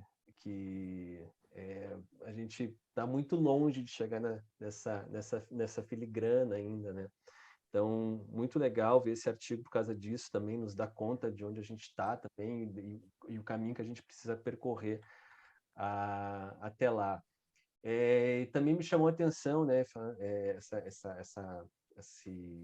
esse comentário sobre as questões sociais, né, que também envolvem aqui. E também é importante a gente pensar que, apesar dos Estados Unidos ser um país, né, muito rico, e acho que ninguém discute que é um país mais rico do que o Brasil, mas também é um país muito desigual também, e tem regiões muito desiguais, e os estudos lá também demonstram isso, né, que a adoção aberta muitas vezes ajuda as famílias que passam por esse tipo de dificuldade e de desigualdade social, e a aceitarem melhor a adoção, e também trabalharem seus lutos nesse processo, né? Então, isso é bem interessante. A pesquisa também no Reino Unido também fala um pouco disso. Eu acho que é bem bacana. E sobre o tema em si, eu acho, cara, é fantástico. Eu acho muito importante trazer para cá, porque eu acho que enquanto nós adotivos, a gente não tem falado sobre, ainda não tem encarado essa entidade, essa figura, esse arquétipo que é o pai biológico, o pai de origem, né? É incrível, né? Porque são visões bem diferentes, né? Da porta para fora, as mães são muito julgadas, as mães biológicas, né? Como as devassas, as que não se cuidam, né? E os pais muitas vezes, tudo bem, né? É assim mesmo, né? É assim que acontece. Se perdoa muito pelo nosso machismo estrutural essas ações, né? Então, uma visão que a sociedade tem é muito essa. Então, tem esse estereótipo do que o pai não precisa ser o homem não precisa ser tão julgado. E da porta para dentro, eu percebo que a nossa experiência é muito, muito difícil, talvez até inversa em relação a isso. Porque nós, enquanto filhos, muitas vezes, e que eu digo assim, a maior parte dos casos que eu converso, eu percebo que há uma tendência, uma facilidade maior de se identificar com as mães, porque a mãe muitas vezes traz, né, um arquétipo de vítima, e é muito mais fácil a gente se identificar com aquele último elo da corrente, o elo que foi abandonado, que foi deixado, que não foi auxiliado, que não foi cuidado por aquele homem. Então, a gente consegue, né, ter um olhar um pouco mais empático para essa mãe. Estou falando enquanto filhos, né? Eu não estou dizendo todos, mas eu percebo que muitas vezes acontece isso. E do pai, ao contrário, né? Eu percebo que muitos filhos dizem, olha, eu não quero nem saber, não quero nem falar, porque meu pai tinha condições, porque meu pai sabia, porque meu pai tinha um carro, porque meu pai tinha uma empresa, porque meu pai sumiu, eu não quero nem saber quem é esse homem, né? E eu falo também da minha experiência, né, de como filho. Eu cresci numa cidade com 12 mil habitantes, meu pai biológico morava a menos de 1 quilômetro da casa, eu nunca vi meu pai biológico, eu não tenho essa memória, eu nunca encontrei, uma pena, ele já é falecido, mas eu me despertei para adoção muito depois disso, e é óbvio que cada um precisa ter também, tomar para si as suas responsabilidades, mas com o tempo isso demorou muita psicanálise, muita conversa, muito diálogo, muita leitura. Eu percebi meu pai também, né? Ele é uma peça dentro desse sistema que a gente está, e eu percebo também, né? Foi em algum momento me dei conta que meu pai era casado, já tinha 4 filhos, não queria assumir uma paternidade fora do casamento, e uma vez uma amiga minha, inclusive a Simone, a Solange Joana, que me disse isso, me disse assim: pois é, se seu pai assumisse a sua paternidade, ele deixaria de ser pai dos 4 filhos que ele tinha, porque era assim, né? Não se permitia esse tipo de contato, né? Você assumir um filho fora do casamento era tocar fogo no casamento, era abandonar a casa. Então era como se ele estivesse abandonando os outros 4 filhos. E o que ele fez? Ele me deixou, né? Foi muito difícil perceber isso, foi muito difícil me dar conta, mas assim, eu me dei conta de que se eu estivesse no lugar dele, se eu tivesse vivido a experiência que ele viveu, a cultura que ele viveu, os sentimentos que ele teve, né? Se eu tivesse essa cultura, se eu tivesse cercado por aquele ambiente, eu tomaria a mesma decisão. Foi um processo que foi muito difícil, né? Foi um processo empático, que muito mais difícil do que em relação à minha mãe, mas foi um processo que me libertou, né? E não é coincidência que só depois disso eu consegui me tornar pai, né? Eu aceitei, né, me identificar como pai, mesmo tendo um pai adotivo muito bacana, que é um modelo exemplar para mim, mas eu só pude também construir uma ideia de pai quando, né, abandonei esse ressentimento, essa mágoa em relação ao meu pai de origem. E isso foi um processo que demorou muito mais. E eu acho que estudos como esse, né, demonstram a possibilidade de que uma abertura, de que um contato não é fácil, mas ele pode acontecer ao longo do crescimento, né, ao longo do crescimento da criança, do que criar um choque depois já na idade adulta. Como eu digo, né, esse contato com a família adotiva vai ser fácil? Não, né? Mas assim, levar meu filho na escola também não é fácil, ele chora, hoje não, né? Mas ele se acostumou aí, né? Meu filho não fica feliz quando vai tomar vacina no posto, eu tenho que levar igual. Esses contatos que talvez a gente pense, a gente está fazendo, como o Paulo falou, para o indivíduo, não apenas para a criança que ela é naquele momento, né? Então a gente pensar nisso mais adiante, eu acho que essa perspectiva de identidade como construção mais para frente é muito importante. Desculpa também o tempo, mas eu acho que é importante dar esse relato e para a gente poder começar a pensar também sobre essa figura do pai biológico, pai de origem, dentro do tripé da adoção, porque ele ainda não é debatido aqui, é um silêncio ainda muito grande entre nós.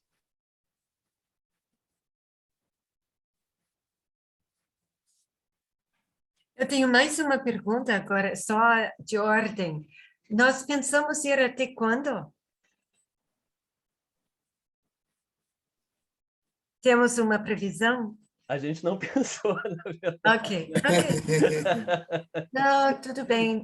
Então, a gente não precisa, assim, resumir demais, a gente pode pensar junto.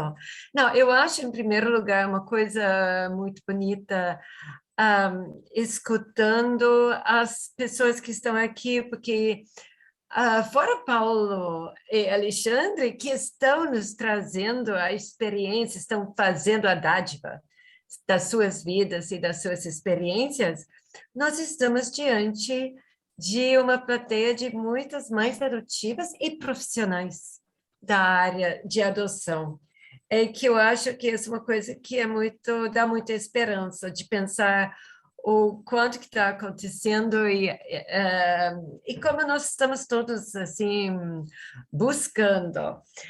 Eu estava pensando, o artigo, na verdade, foi muito bem escolhido porque traz quer dizer, pais biológicos, pais de nascimento, como dizem, traz duas categorias completamente esquecidas, normalmente, no campo das discussões.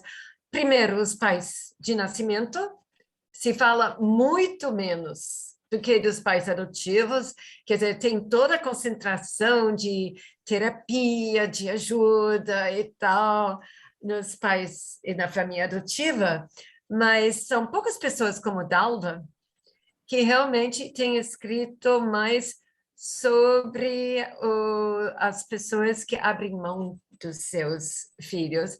E, em particular, como Alexandre estava falando agora, sobre os pais.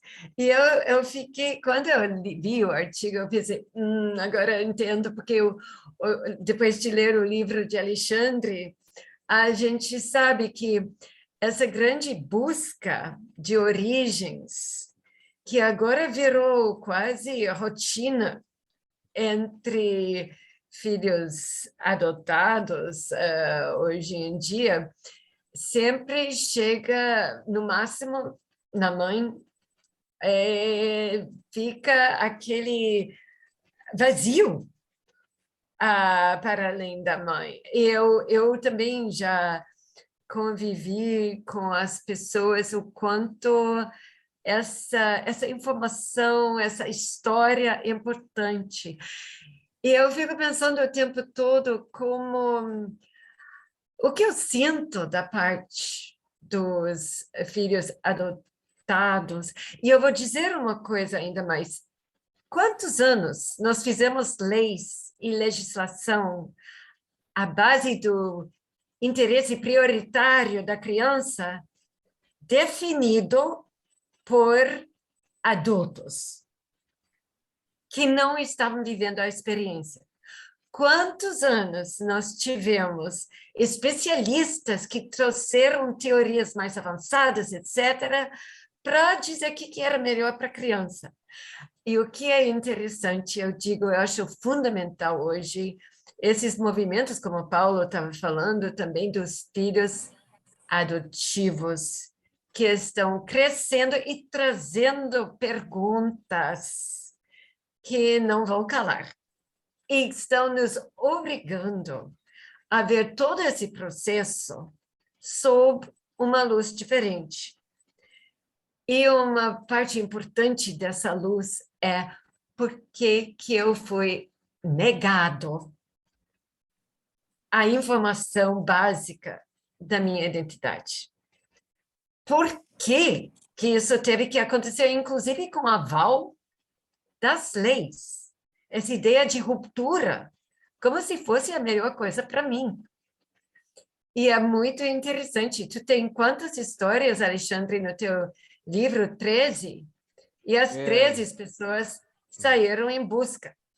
E é uma coisa que a gente vê, e a gente sempre diz, eu vou repetir, não é a questão de sacralizar a biologia, porque eu acho que todos esses filhos adotados criaram vínculos de grande amor com as suas famílias adotivas. Então, não é deixar ninguém em segundo plano, mas é a ideia de cada um tem a sua história e merece ter acesso à sua história. Então, essa aqui é uma primeira coisa, quando eu vi o tema, eu pensei,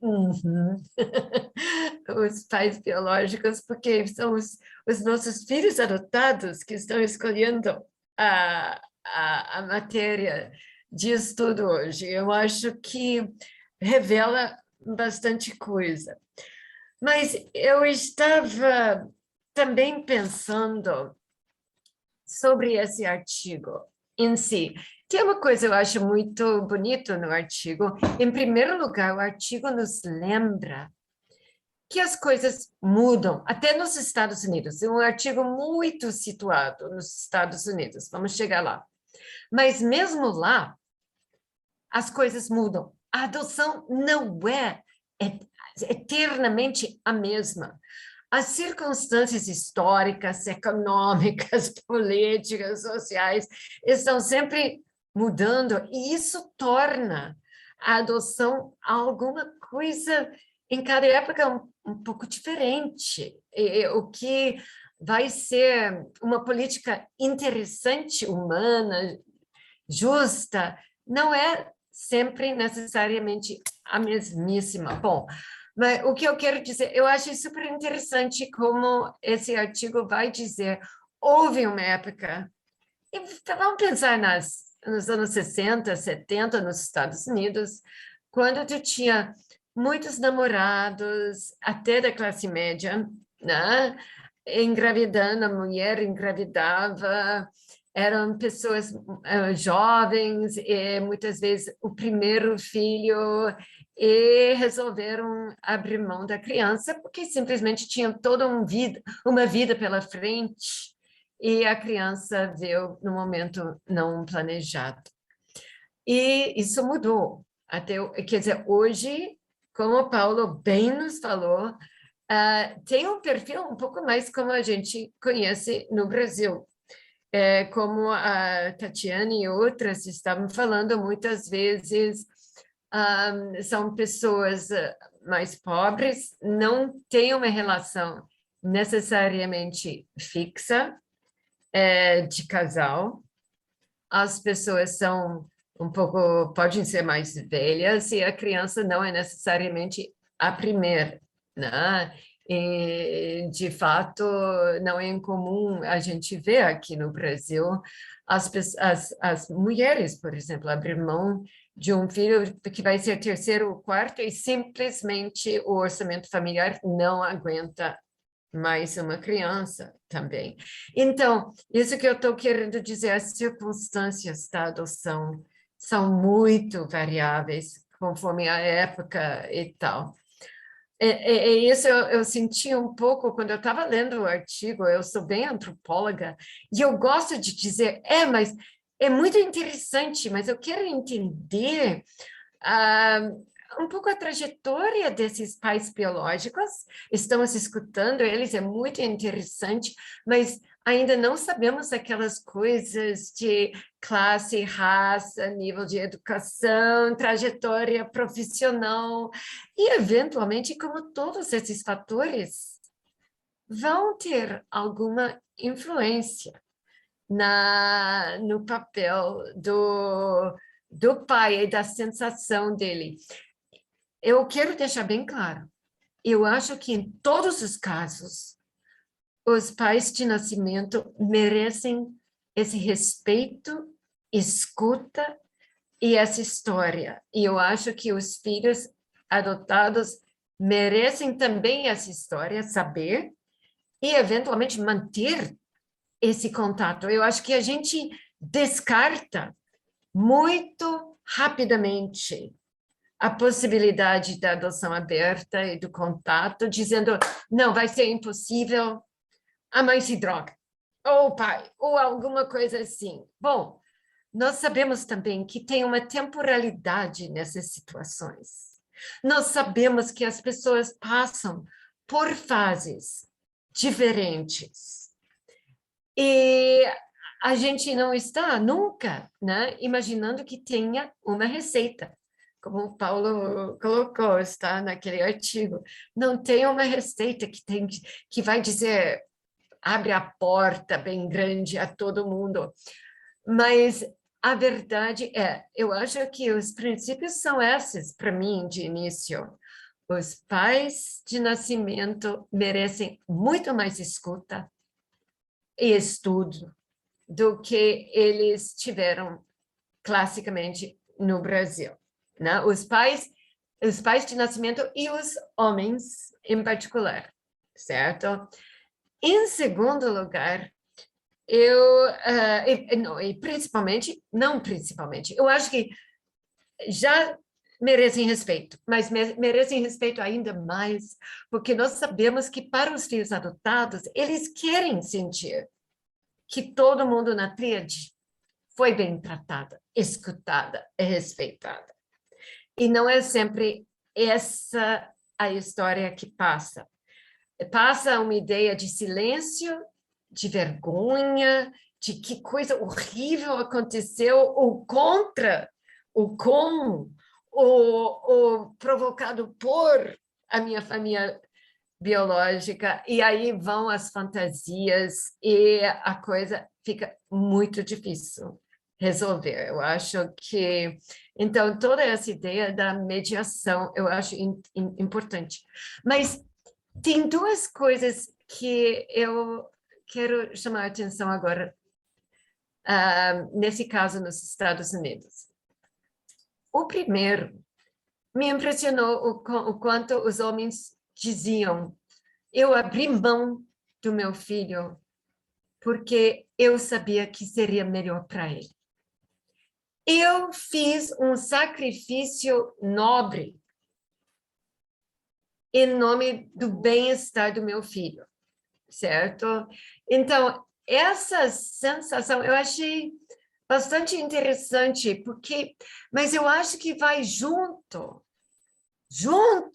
Eu me pergunto se seria possível se esses pais de nascimento não fossem ter a possibilidade de saber o que estava acontecendo com o filho.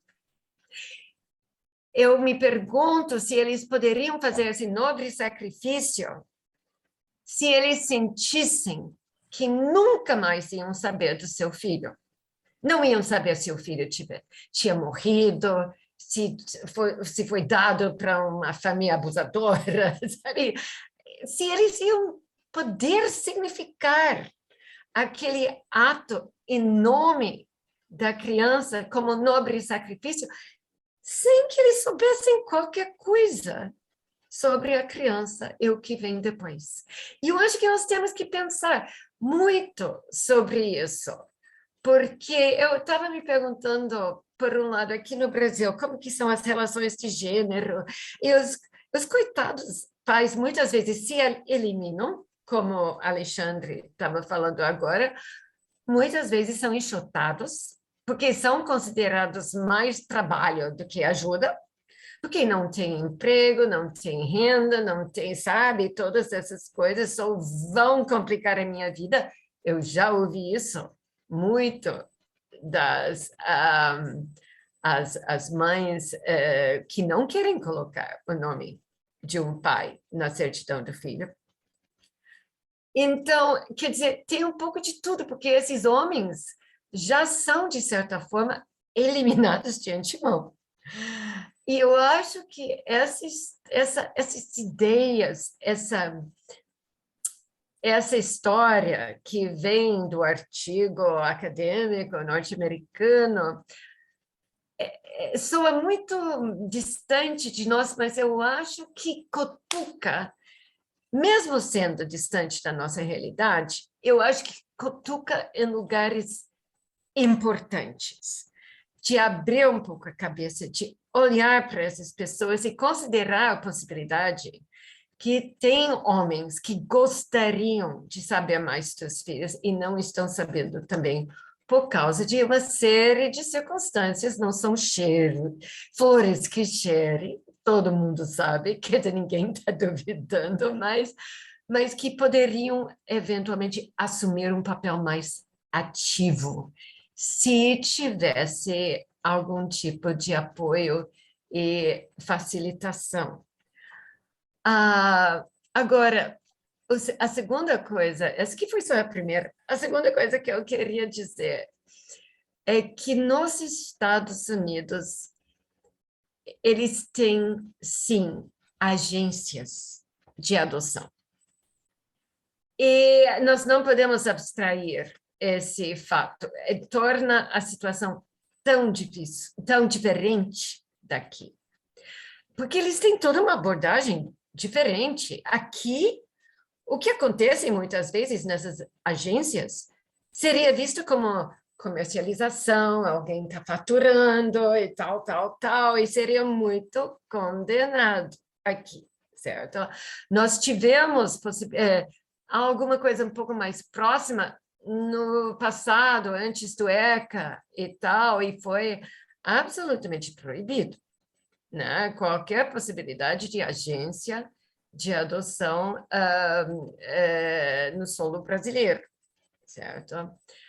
Exatamente para evitar conotações de mercantis, etc.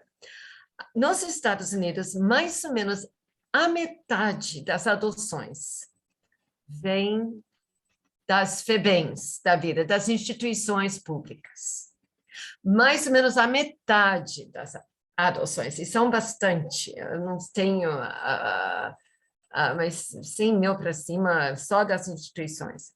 E mais ou menos a metade vem das agências de adoção. E essas agências funcionam exatamente como o Paulo estava dizendo, atraem os pais de nascimento, porque eles sabem que eles vão poder saber do que está acontecendo com o filho. E para nós, eu digo para nós, eu nasci nos Estados Unidos, mas toda a minha experiência, desde 30 anos de idade, é aqui no Brasil. Então, quando eu digo para nós, eu estou falando do Brasil. Para nós, soa muito estranho aquela ida do casal de nascimento para a agência adotiva de adoção para entrevistar candidatos a pai e mãe adotivos. Então, eles têm, falando em empoderamento, é por isso que também eu queria entender um pouco sobre o status socioeconômico, a raça, etc., desses 10 homens que foram entrevistados. Mas, quer dizer, essa ideia de, nesse caso que eu chamo um caso do artigo nos Estados Unidos, bastante particular, porque são as agências que dão essa oportunidade e assim que as agências conseguem bebês. Ao passo que nas instituições, que nem no Brasil, são crianças, em geral, um pouco mais velhas, porque são crianças que passaram por situações difíceis e muitas vezes é o Estado, quem é que nos estava falando agora, que as crianças não são sempre, não se abrem mão necessariamente, são muitas crianças aqui e lá que foram retirados dos pais, porque considerava-se que as crianças corriam perigo e que não deviam ficar com os pais. Agora, uma coisa, e essa é a última coisa que eu vou dizer agora, que eu aprendi tanto participando daquelas mesas abertas com o Dr. Eduardo sobre a adoção aberta e Dalva e Marcelo, ano passado, eles trouxeram essas pessoas da Espanha, da Inglaterra e tal. E eu achei muito interessante como mesmo nas instituições públicas, e isso também nos Estados Unidos, mesmo nas instituições públicas, onde tem crianças retiradas dos pais, mesmo aí você tem uma política de adoção aberta. Não é imposta, mas é encorajada. E a gente se dá conta que não é só das agências, mas é também das instituições, dos juizados, etc., com crianças que passaram por situações difíceis, que vêm de famílias pobres, às vezes com história de droga, etc., e que têm um acompanhamento e um estudo, tentam estudar a possibilidade de contato, né? E eu acho que isso é tão importante, manter essa possibilidade aberta em todos os casos. Imposta em nenhum caso.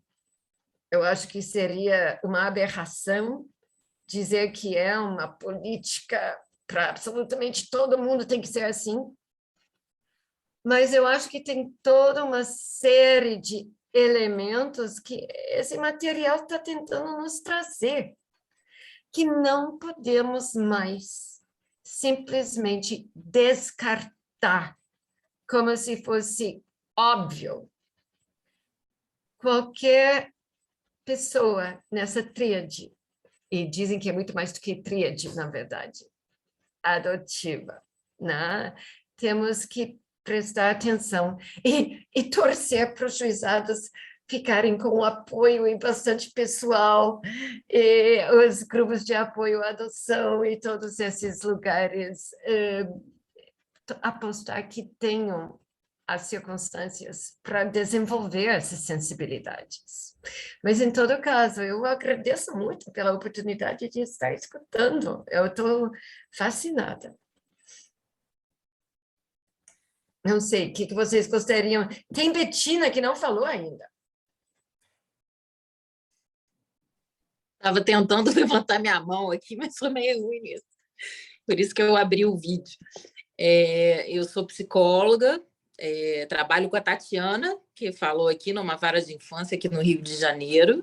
Ela que me apresentou assim, o grupo, através dela que eu cheguei aqui. E assim, foi muito bom. Eu trabalho há 20 anos no Tribunal de Justiça, então já vi muito tipo de adoção e a gente cada vez vai pensando e através dessas discussões, né, no caso, lá na nossa equipe, que a gente vem tendo vontade assim, de estudar mais e aprimorar sobre a adoção aberta, né? A partir de alguns casos foi muito bom, sim, agradeço muito cada fala aqui e espero continuar, que a gente possa discutir mais aqui.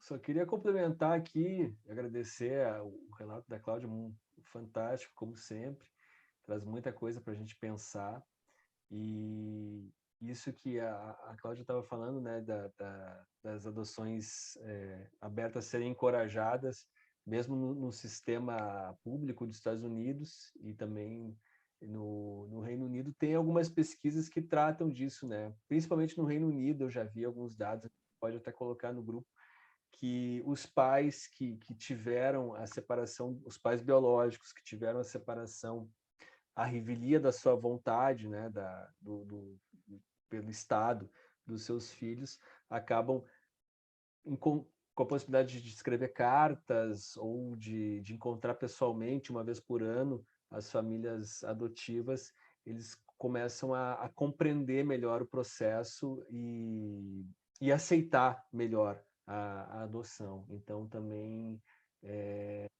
pelo poder público, foi visto isso, né? Uma maneira também de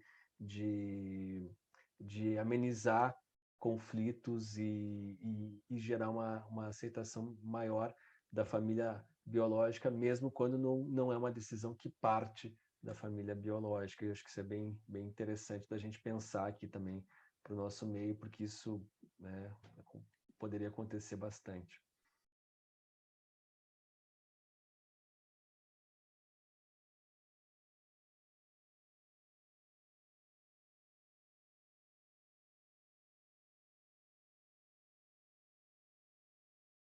Gente, não tendo as perguntas, nós estamos já com 1h50.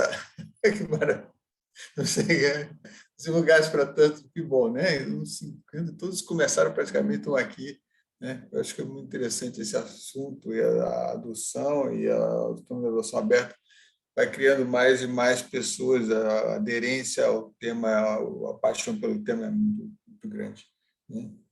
Eu acho que a gente fica satisfeito por ter conseguido discutir cientificamente um material e trazer material atualizado, né, com informações e discussões que tocaram a gente intimamente. Eu acho que isso é muito bom. Eu me senti tocado aqui em algumas coisas que a Cláudia falou, né? Essa questão do pai, eu acho que ela acaba sendo subvalorizada, né?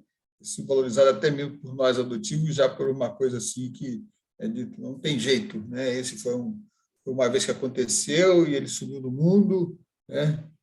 Mas a figura paterna, a gente fica procurando substitutos por ela a vida inteira, né? Mas da minha parte, eu gostaria de agradecer a todo mundo por ter participado, agradecer a professora Cláudia aí pela disponibilidade, pela paixão com que ela se envolveu, né, e demonstrou aqui, né? Eu acho que é muito gratificante. Eu acho que a gente está se empenhando em dar o seguimento para esse tipo de atividade. Eu acho que a forma, o método, e eu acho que se a gente puder contar com a professora Cláudia outras vezes também, dependendo do tema, eu acho que a gente vai bater na porta dela para discutir mais assuntos, né, dentro dessa temática, né? E, fora isso, eu gostaria de agradecer e passar a palavra para o Alexandre para as considerações finais.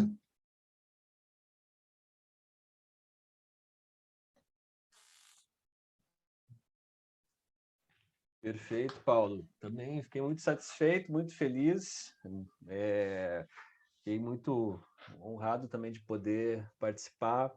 Muito bom, muito boa a proposta de reflexão também que a Cláudia trouxe em relação a esse ato de entrega, de como ele seria, se ele seria possível e de tão boa vontade se não houvesse possibilidade de contato, né? Uma das coisas que a gente pensa aqui também em relação às mães biológicas também, quando a gente fala de entrega legal.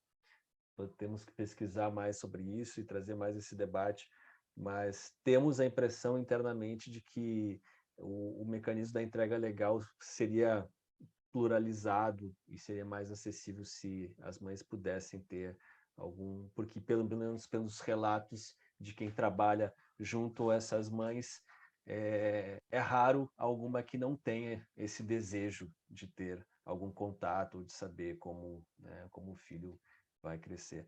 Obrigado, Cláudia.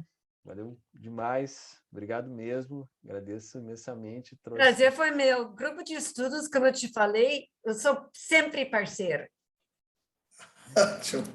Ótimo. Vamos lembrar que isso está gravado, né, Paulo? Está gravado, que a gente vai poder usar isso mais adiante. Cláudia, obrigado demais.